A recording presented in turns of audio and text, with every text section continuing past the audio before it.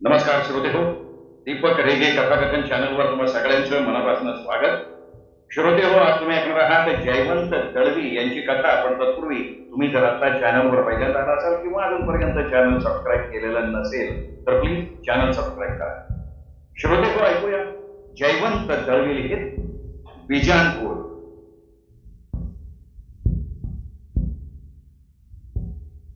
मी सगळं विसरण्याचा प्रयत्न करतोय. त्यापेक्षा जे घडलं ते मुळात घडलंच नाही असं मी स्वतःला बजावण्याचा प्रयत्न करतोय. तरी सुद्धा ते कठीण होत आहे. विचार करता करता मला माझ्या नशिबाचीच गंमत वाटते. पण हे सगळं माझ्याच वाट्याला काय यावं? असताना एवढंच दुःख आणि तेही जबरदस्त दुःख माझ्याच वाट्याला काय यावं? असू दे, विचार करून उपयोग नाही. या प्रश्नांना उत्तरच नाही. विचार केला तर आपलं मन तेवढं जास्त अस्वस्थ होत राहतं. सकाळची वेळ आहे. खिडकीतनं नुकतंच खोलीत ऊन आलेलं आहे. झिरझिरीत असं शुभ्र रेशमी वस्त्र अंतरावर तसं ते दिसत आहे. त्या पारदर्शक वस्त्राकडे मी पाहत बसलोय अगदी वेड्यासारखा. खरं म्हणजे वेळ लागू नये म्हणून. 15 उलटला. आजच मला शांत अशी उसंत मिळते. गेला 15 खूप धकाधकीचा गेला. म्हणजे खूप आहे. परगावाहून आलेले नातेवाईक, स्थानिक मित्र सगळ्यांनी 15 दिवस माझा आणि माझ्या घराचा कब्जा घेऊन टाकला होता. त्यात भर पत्रांची. पत्रा मागून पत्र. सगळ्यात पत्रात तोच मजकूर. भोवती जमलेल्या लोकांचा तोच स्वर. हे चालायचं, हे असं होतं. इतकंच नाही तर प्रत्येकाच्या आयुष्यात असं काहीतरी होतच असतं असं भासवण्याचा सर्वांनी एवढा आटापेटा का करावा? कोण जाणे. खरं म्हणजे माझं खरोखरचं दुःख काय होतं, काय आहे याची कोणाला कल्पनाच नाही. बायकोचा मृत्यू म्हणजे ठराविक दुःख. पण माझं दुःख तसं ठराविक नव्हतं. पण सांगायचं कोणाला आणि सांगणार कसं? जाऊ दे. रखरखीत डोळ्यांनी सर्वांचे चेहरे निहाळले. किटून गेलेल्या कानांनी सगळ्यांचं सगळं काही ऐकून घेतलं. हे असं किती दिवस चालणार असं वाटत होतं. पण सुटलो. शेवटी सगळे रहाटीला बांधलेले असतात. ते तरी माझ्या दुःखाची ओझी किती दिवस वाहणार? एकेकानं हळूहळू पाय काढता घेतला.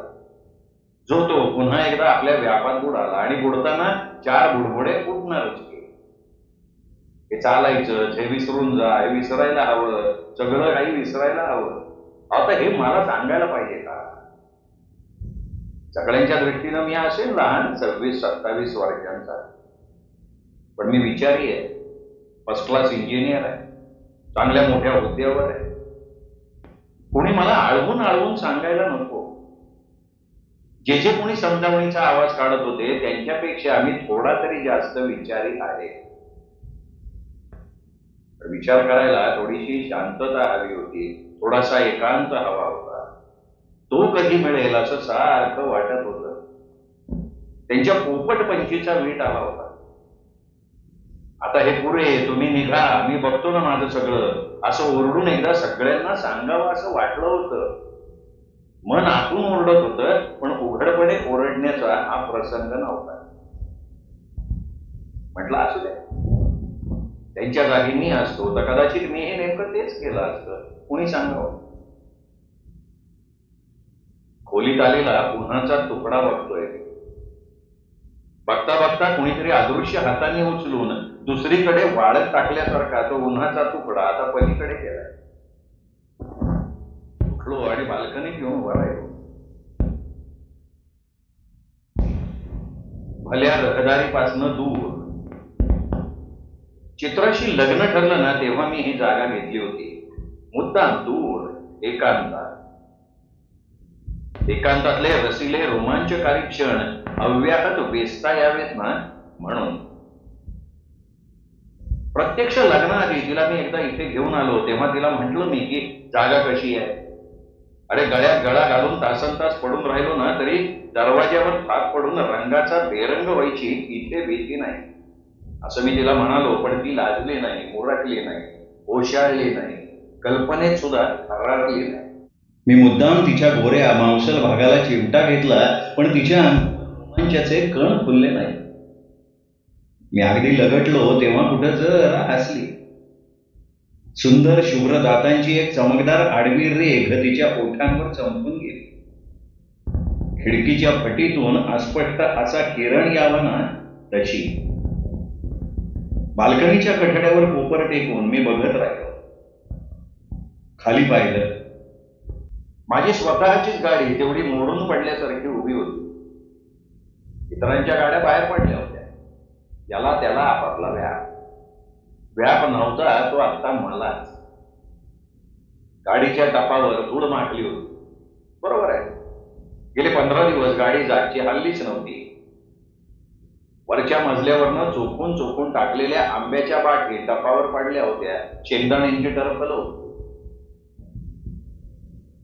तसं झालं गेल्याचं मला दुःख नाही. निष्कारण खपल्या काढून रणात बसण्या इतका मी हळवा सुद्धा नाही. आल्या प्रसंगाला तोंड देण्याइतकी हिंमत आहे माझ्यामध्ये. पण आपला हात नाही, आपला अपराध नाही असं असताना आपली अशी स्थिती व्हावी याचं दुःख मला होतंय हे मात्र खरं. पण त्याहीपेक्षा जास्त आश्चर्य वाटतंय मला. परत खोलीत आलो, एक सिगरेट पेटवली. काही भांडण वगैरे झालं नव्हतं ना तुमचं? हा प्रश्न रिकाम्या खोलीत एकदम घुमल्यासारखा वाटला. 10-15 माणसांनी मला घेरलं होतं आणि सगळेजण एका सुरात माझं सांत्वन करत होते. तेवढ्या अप्पारावांनी मला बाजूला ओढून दिलं. आतल्या खोलीत गेलो आम्ही. त्यांनी माझ्या खांद्यावर हात ठेवला आणि अगदी खाजगी आवाजात कानाला चिकटून विचारलं, काही भांडण वगैरे झालं नव्हतं ना तुमचं? त्यांनी तो प्रश्न खूप हलक्या आवाजात विचारला होता पण त्या प्रश्नानं माझ्या कानात, माझ्या मनात गोंगाट केला. देवळाच्या घुमटीत आवाज घुमावा तसा तो आवाज माझ्या कानात घुमला, घुमत राहिला. अप्पाराव हे चित्राचे वडील. त्यांच्या मनात अशा शंका कुशंका येणं हे अगदी स्वाभाविक होतं. त्यांचं मन मी जाणू शकत होतो. पण त्यांनी सुद्धा माझ्या मनाची थोडी कदर करायला हवी होती. विधान त्यावेळी तरी. मुंग्यांनी घेरल्यानंतर उताणं पडून पाय झाडणाऱ्या एखाद्या झुरळासारखं माझं मन त्यावेळी तडफडत होतं. त्यातच अप्पारावांचा हा प्रश्न. मी काहीच बोललो नाही. फक्त एकदा फटकून त्यांच्या नजरेकडे मी बघितलं. कसपट झटकावं ना तशी त्यांची नजर झटकली. ते मग काय समजायचं ते समजले. मग एक शकार शब्द नाही बोलले. मान खाली घातली, गुपचूप बाहेर गेले, इतरांच्या मध्ये जाऊन बसले. पण तो प्रश्न माझ्या मनात तसाच घुमतोय. खूप गोंगाट करतोय तो प्रश्न. अप्पारावांनी सुद्धा एकदम असं का विचारलं? त्यांना असा संशय का आला? चित्राशी लग्न ठरल्यापासून मी किती आनंदित होतो हे त्यांनी बघितलं होतं. खुद्द त्यांना स्वतःला सुद्धा किती आनंद झाला होता हे मी पाहत होतो. प्रथम मी चित्राला बघायला गेलो तेव्हा मला बघून अप्पाराव, चित्राची आई, चित्राची धाकटी बहीण सर्वांना आनंद झालेला दिसला. मी कधी एकदा होकार देतोय आणि हे लग्न ठरवतोय असं त्यांना झालं होतं. आणि ते बघून मला सुद्धा खूप बरं वाटलं होतं. नाही म्हटलं तरी मला स्वतःला सुद्धा माझ्या रूपाचा, शिक्षणाचा, व्यक्तिमत्वाचा आणि पगाराचा गर्व होताच. पण हे सगळं आपल्याला मिळत आहे म्हणून चित्राची 4 माणसं हर्षभरीत झालेली बघून मला स्वतःला खूप आनंद झाला होता. लग्न झाल्यानंतर चित्राची आई म्हणाली सुद्धा की चित्राला जसं हवं होतं तसं सगळं मिळालं. चित्र आतल्या आत खुलली आहे. हे ऐकून मी स्वतः किती खुश झालो होतो. पण त्याची या घटकेला मला कल्पना सुद्धा करता येत नाही. मी तिला प्रथम बघितलं ना तेव्हा ती मला गंभीर वाटली. पण तिचं गोड रूप बघून मी स्वतःला हरवून गेलो होतो. त्यामुळे तिचं ते गांभीर्य कधीच माझ्या नीट लक्षात आलं नाही. उलट मला वाटलं की ती MA शिकलेली आहे, तत्वज्ञान या विषयात तिने सुवर्ण पदक मिळवलं आहे, वैचारिक परिपक्वतेमुळे ती गंभीर दिसत असेल, त्यात वाईट काय? पण तो माझा भ्रम होता हे लग्न झाल्यानंतर लगेच माझ्या लक्षात आलं. एकूण 3-4 महिन्यांचा आमचा संसार. 2,000 रुपये खर्च करून आम्ही हनीमूनसाठी दार्जिलिंगला गेलो, पण माझ्या हनीमूनच्या सगळ्या कल्पना गुदमरून नष्ट झाल्या. असं वाटलं की एखाद्या मुक्या आणि बहिऱ्या मुलीशी माझं लग्न झालं असतं तरी माझा हनीमून यापेक्षा अधिक रंगतदार झाला असता. पण चित्रा त्याहीपेक्षा मुकी आणि बहिरी होती. तिला बोलता येत होतं. उलट तिचा आवाज इतका पराकाष्ठेचा गोड होता की तिने आपल्या गोड आवाजात सारखं बोलत राहावं असं मला वाटे. पण ती फारशी बोलत नसे. कधी बोलली तर अगदी मोजकं. तिला चांगलं ऐकू येईल, पण तिचं मनच बधीर होऊन गेल्यासारखं झालं होतं. मी कितीही बोललो तरी ती थंड. नुसती प्रतिक्रिया थंड असं नाही तर तिचं शरीरही तेवढंच थंड. तिला रसच नव्हता कशात. कुठल्याही गोष्टीनं तिचं मन कधी बहरलंच नाही, तिचं शरीर कधी मोहरलंच नाही. कधीही बघावं तरी ही नजर गेलेल्या माणसानं कुठंतरी अधांतरी बघत बसावं ना तशी बसलेली. चित्रा, तुला कोणाची आठवण येते का असं मी तिला मुद्दाम 2-4दा विचारलं तर म्हणाली छे. एवढंच एका शब्दातलं उत्तर. आईची आठवण येते का? एवढंच एखाद दुसरं उत्तर. त्यामुळे शेवटी मीही कंटाळून गेलो. दार्जिलिंग लवकर घरी परत आलो. लग्नानंतर अवघ्या एका आठवड्यात माझ्या शृंगारिक कल्पनांचा चुराडा झाला. मी चिंताग्रस्त झालो. चित्राचा एकांगी थंडपणा हरघडी माझा विरस करत होता. बाकी तसं बघितलं ना तर गृहिणी म्हणून ती आपली सगळी कर्तव्य पार पाडत होती. सकाळी मी उठल्याबरोबर चहा, ब्रेकफास्ट सगळं तयार असे. ऑफिसमध्ये जायच्या आधी गरमागरम रुचकर जेवण सुद्धा. कधी मी माझ्या आवडीचे पदार्थ सांगितले तर तेही हमखास तयार. काही वेळा जेवताना मी तिला जवळ ओढायचो, तिच्या तोंडात घास घालायचो. तिने नकार नाही दिला कधी, आणि तोंडात घासलेला घास तिने कधी टाकूनही दिला नाही. पण तिला जवळ ओढताना तिच्या शरीराचा ताठरपणा जाणवायचा आणि तो मला आतोनात असह्य वाटायचा. हिचं मन प्रफुल्लित नाहीये एवढं माझ्या लक्षात यायचं.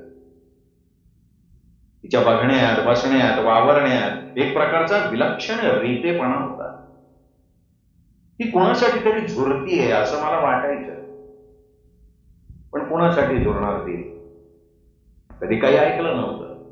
संशयाला तशी जागा नव्हती. काही दिवस मला संशय येत होता हे खरं, पण म्हणून मी कधी कधी मध्येच ऑफिस सोडून घरी येत असे. मधल्या वेळी कोणी आपल्या घरी येतोय का काय ते बघण्यासाठी. पण कधी संशय बळावेल असं काही घडलं नाही. आणि मी असा मध्येच येतो म्हणून ती कधी कावरी बावरी झाली नाही. त्यामुळे बाहेर कुठे तिचे धागेदोरे असतील असं मला कधी वाटलंच नाही. पण माझी बायको माझ्या शेजारी असताना मी एखाद्या वृद्ध विधुरासारखे दिवस घालवत होतो याचा माझ्या मनावर कुठेतरी खोल परिणाम होत होता.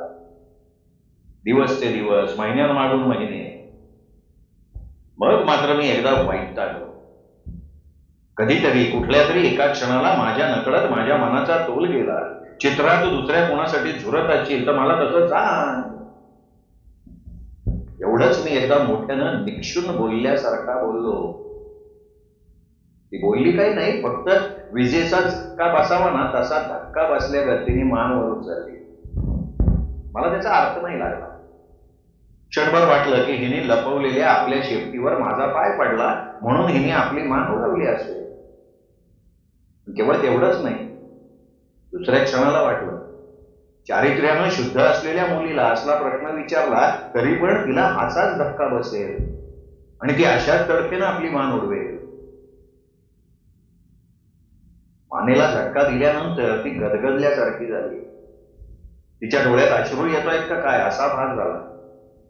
तेवढ्यात ती झटक्यात वळली आणि बाजूला गेली. क्षणभर मलाही वाईट वाटलं. मनाचा असा तोल सोडून आपण तिला असं डेवचायला नको होतं. त्यानंतर मी तिची क्षमा मागितली, पण त्या क्षमा याचनेनं सुद्धा ती गहिवरली नाही, हर्षित झाली नाही, काही नाही. पुन्हा एकदा माझा असाच तोल गेला. मी तिला म्हटलं, कशातच तुझं मन रमत नाहीये, तू थोडे दिवस माहेरी जाऊन राहा. तर कधी परत येऊ असं तिने एकदम फणकाऱ्याने मला विचारलं. पण त्या फणकाऱ्यामुळे मी चिडलो, माझा आणखीन तोल गेला. मी जरा ताठर आवाजातच म्हणालो, ते मी नंतर कळवीन माझ्या मर्जीने. पण तशाच रागात मी तडक ऑफिसात निघून गेलो. संध्याकाळी परत आलो तर चित्रा घरी नाही. पडत्या फळाची आज्ञा घेऊन ती माहेरी गेली असेल असं समजून मी गप्प बसलो. तसा मनानं जळत पडलो, कारण आजच माहेरी जाईन असं तरी किमान तिने मला सांगायला हवं. पण तसलं काहीही न सांगता ती निघून गेली. थोडा वेळ मी तसा डोकं धरून बसून राहिलो. पण माझ्या लक्षात आलं की तिने बॅग नेलेलीच नव्हती. सकाळी धुतलेली साडी तारेवर तशीच वाढत होती. कपाटातल्या सगळ्या साड्यांच्या घड्या तशाच निर्जीव होऊन पडल्या होत्या. त्यामुळे अनेक शंका कुशंकांनी माझं मन बधीर झालं. मग मी तसाच खाली उतरलो, मोटार काढली आणि सरळ तिच्या माहेरी गेलो. मी तिथे गेलो तर अप्पारावांना आश्चर्य वाटलं. त्यांनी मला विचारलं, चित्रा कुठे आहे? मी म्हणालो, आज ती इथे माहेरी येणार होती. तर ते म्हणाले, ती आलीच नाहीये. आणि एवढं म्हणून अप्पाराव माझ्याकडे टकामका बघत राहिले. चित्राच्या आईचं तोंडच उघडं पडलं. मग ती कुठे गेली असेल असा एक प्रश्न मी विचारला. तर कुठे जाणार ती असा प्रश्न चित्राच्या आईने मला विचारला. मग मात्र मी एकदम विरघळलो. माझ्या उभ्या अंगाला धरधरून घाम फुटला.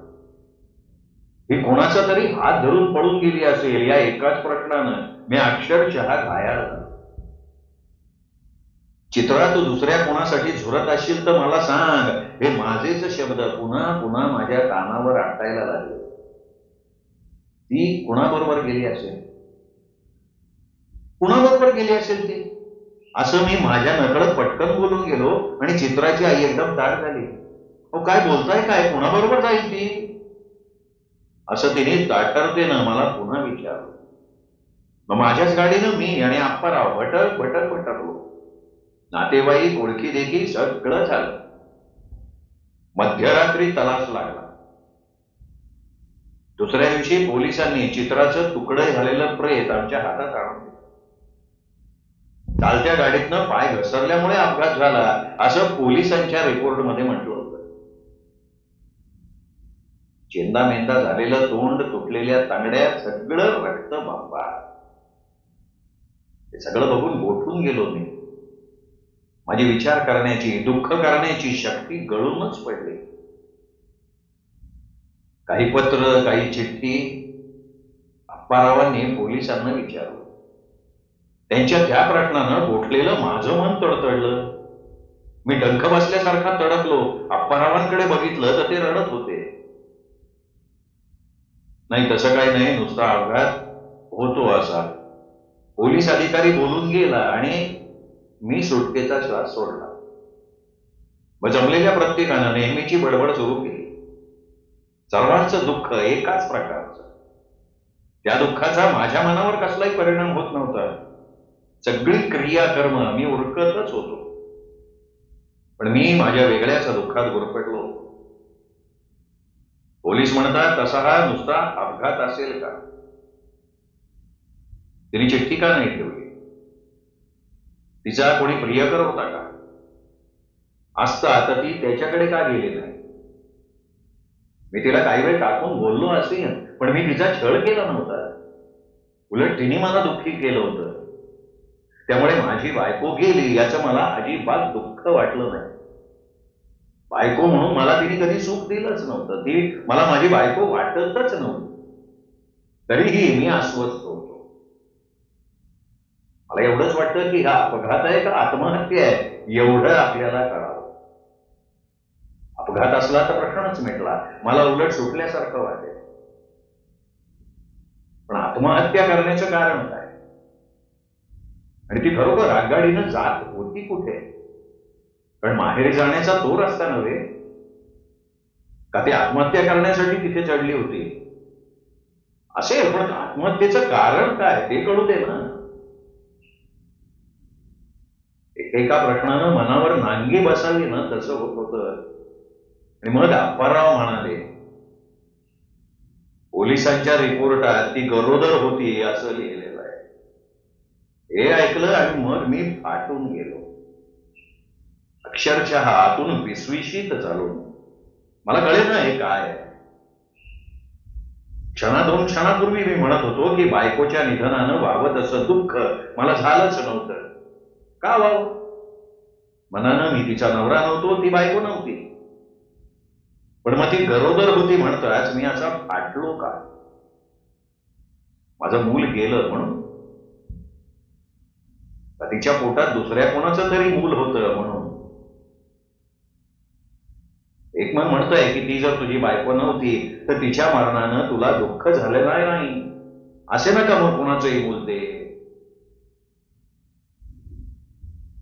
पण माझं मन या प्रश्नाच्या आणि उत्तराच्या गुंत्यात गुरफटतंय कायम स्वरूप.